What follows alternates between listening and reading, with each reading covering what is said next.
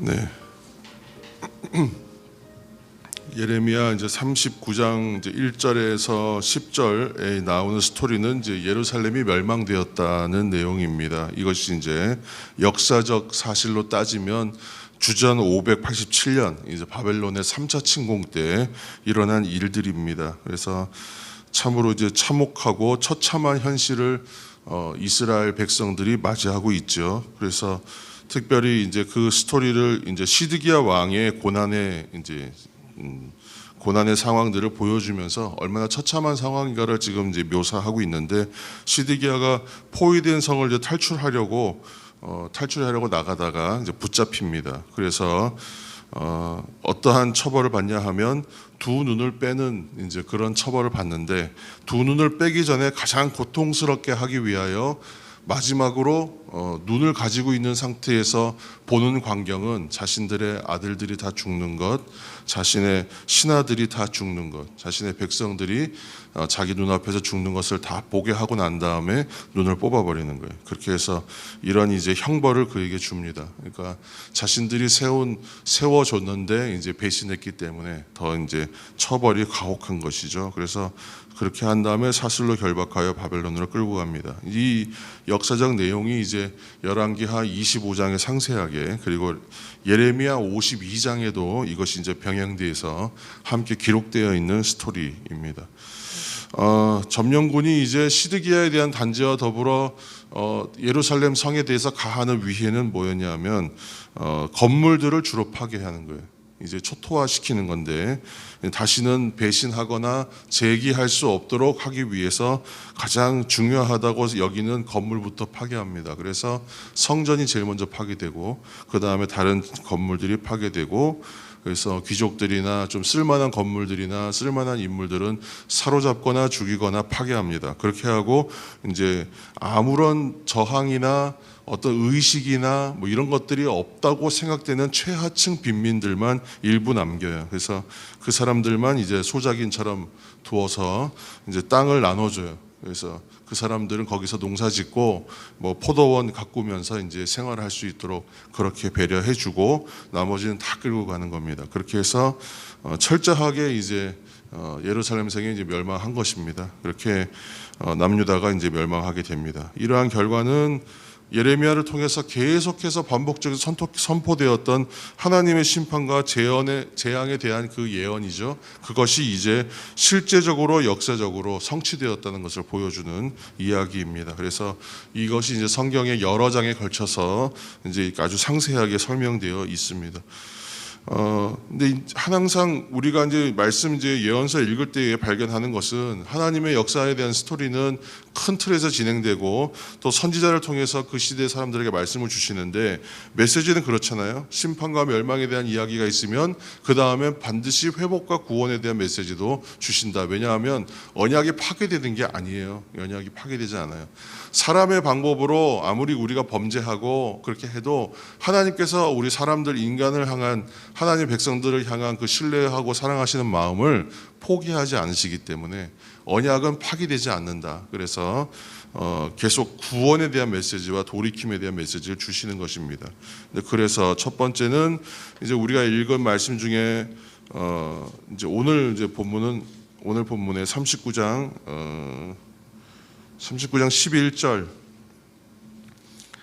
11절에서 12절의 말씀입니다. 한번 읽겠습니다. 11절에서 12절. 바벨론의 느부갓네살 왕이 예레미야에 대하여 사령관 느부사라단에게 명령하여 이르되, 그를 데려다가 선대하고 해하지 말며 그가 내게 말하는 대로 행하라. 아멘. 이제 예레미야가 어쨌건 이제 구금되어 있었잖아요. 자유롭지 못한 상황에 있었는데, 오히려 예루살렘 성이 멸망하는데 예레미야는 구금에서 풀려납니다. 그러니까 이것이 작은 이야기잖아요. 사실은 작은 이야기지만 이것이 하나의 구원의 메시지를 보여주는 상징적 이야기입니다. 또 하나가 이제 18절에 보시면 한 인물이 또 나옵니다. 그 인물 18절 한번 읽겠습니다. 39장 18절. 내가 반드시 너를 구원할 것인즉 네가 칼에 죽지 아니하고 내가 노력물 같이 네 목숨을 얻을 것이니 이는 네가 나를 믿었음이라 여호와의 말씀이니라 하시더라. 아멘. 바로 구스 사람 내시였던 에벤멜렉에 대하여 하나님께서 구원의 메시지를 주시는 것. 지금 뭐 나라가 망하고 민족이 지금 회파된 상황에서 두 사람이 건진받은 이야기가 과연 무슨 그런 스토리냐 생각할 수 있지만, 그러나 이것이 항상 심판과 멸망 이후에 구원과 희망의 메시지가 전달되는 형식을 갖춘 거예요. 지금 예레미야서를 기록한 기자가 그렇게 의도적으로 편집했다. 이제 우리가 그렇게 이해하면 됩니다. 그래서 성도 여러분, 이것이 메시지를 전달할 때 그렇잖아요. 아무 근거가 없어요. 아무 근거 없이 그냥 잘 될 겁니다 이렇게 말하는 건 희망의 메시지일 수가 없어요. 그렇죠? 아무 근거 없이 그냥 뭐 인사치레 또는 그냥 듣기 좋으라고 잘 될 겁니다, 평안할 겁니다, 아무 일 없을 겁니다, 그냥 걱정하지 마세요 하는 것은 위로가 될 수가 없어요. 희망이 될 수가 없는 메시지인데, 진정한 소망을 주시는 메시지는 뭐겠습니까? 하나님께서는 하나님을 신뢰하는 사람들을 반드시 구원하십니다. 그 말에 근거한 스토리여야 소망이 된다는 것입니다. 그래서 하나님을 신뢰한 사람은 지금 온 민족이 다 멸망하고 멸문지화를 당하고 있는 상황에서도 예레미야는 건져주시는, 하나님 보호하시잖아요. 왕이 직접 예레미야를 이름을 딱 찍어서 거명하면서 그 사람 보호해주고 그가 원하는 대로 해주라고 얘기하는, 또 한 사람을 건져요. 에벤멜렉을 건져요. 에벤멜렉이 구원받을 이유가 전혀 없어요. 그런데 지금 보면 눈에 보이는 대로 왕의 뭐 환관이나 내시였거나 군대 장관이었거나 서기관들은 어떻게 해요? 다 죽이잖아요. 근데 그 가중에 에벤멜렉이라는 사람 한 사람을 특별히 살려요. 왜 그러냐 하면 하나님께서 살리시는 거예요. 그러니까 하나님을 신뢰하고 하나님의 말씀을 따르는 사람들은 반드시 구원하신다. 이것이 소망의 메시지라는 거예요. 오늘 예레미야서를 통해서 주시는 말씀은 그것을 보여주는 거예요. 오늘 소개된 얘기는 예루살렘의 멸망과 성전 멸망과 한 민족이 다 무너지는 이야기인데, 이것은 이스라엘의 역사상 가장 충격적 사건이고 치욕적인 이야기입니다. 사실은. 왜냐하면 성전이 뭘 말하냐면 잘 아시잖아요. 하나님의 임재의 상징이잖아요. 생활의 중심이기도 했잖아요. 근데 여기서 발견하는 건 뭐냐면 성전 중심의 신앙이 무너지는 것인데, 여기에 하나 더 말이 부제가 붙어야 되겠죠. 성전 중심의 맹목적 신앙의 실패, 그걸 보여주는 거예요. 하나님이 빠지고 성전이 우상이 됐기 때문에 무너진다는 거예요. 하나님께서는 교회를 세우시고 사탄은 예배당을 만든다, 그런 말이 있을 정도로 오늘날 지금 교회들이 그렇게 다 퇴락하고 있지 않습니까? 그것처럼 하나님이 성전을 통해서 하나님의 임재를 누렸을 때에는 그들이 언약 백성으로서 하나님 주시는 축복을 누릴 수 있었어요. 그런데 성전을 통해서 이제 성전이 지어지고 난 다음에는 어떤 신앙으로 가냐 하면 하나님은 빠지고 점점 성전 중심으로 가기 시작하는 거예요. 그래서 하나님께서 축복을 주시는 건데, 우리가 성전의 생활을 잘하면, 성전에서 제사 잘 드리면 그러면 축복받는다. 그래서 성전 중심의 신앙 체계로 바뀌면서 이게 변질되었다는. 그래서 하나님 앞에서의 삶과 사실은 성도의 삶을 실천하고 그것을 이제 잘 해야 되는데 그것을 등한시했다는 거예요. 그러니까 본질이 빗나간 것이죠. 신앙의 본질이. 그래서 지금 성전 중심의 신앙은 하나님 앞으로 나아가야 하는 것인데, 이 백성들이 하나님이 아니라 성전을 의지했다. 그리고 하나님이 다윗 왕조를 축복하신 것이지 다윗 왕조 자체가 동아줄은 아니었는데 그것에 대하여 너무 신뢰했다. 그래서 결국은 하나님이 아니라 성전을 우상화시키고 하나님이 아니라 다른 것을 나의 인생의 어떠한 방향성으로 잡았을 때에 그것이 얼마나 큰 장애물이 되는 것인가를 현실로 보여주는 이야기입니다.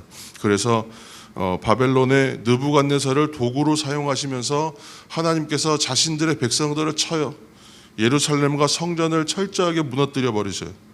그건 아무 의미가 없다는 거예요. 그래서 선지자를 통해서 그 사실을 계속해서 전했어요. 한 사람이 아니라 여러 사람을 보내요. 그때마다 오랜 세월에 걸쳐서 계속하여 이야기했지만 변화되지 않았죠. 그래서 하나님께서 회개와 변화의 메시지를 주셨음에도 불구하고 결국 오늘의 현실까지 오게 된 것입니다. 이 사실을 보면 현재의 성도들에게도 주시는 영적 교훈이 분명히 있습니다.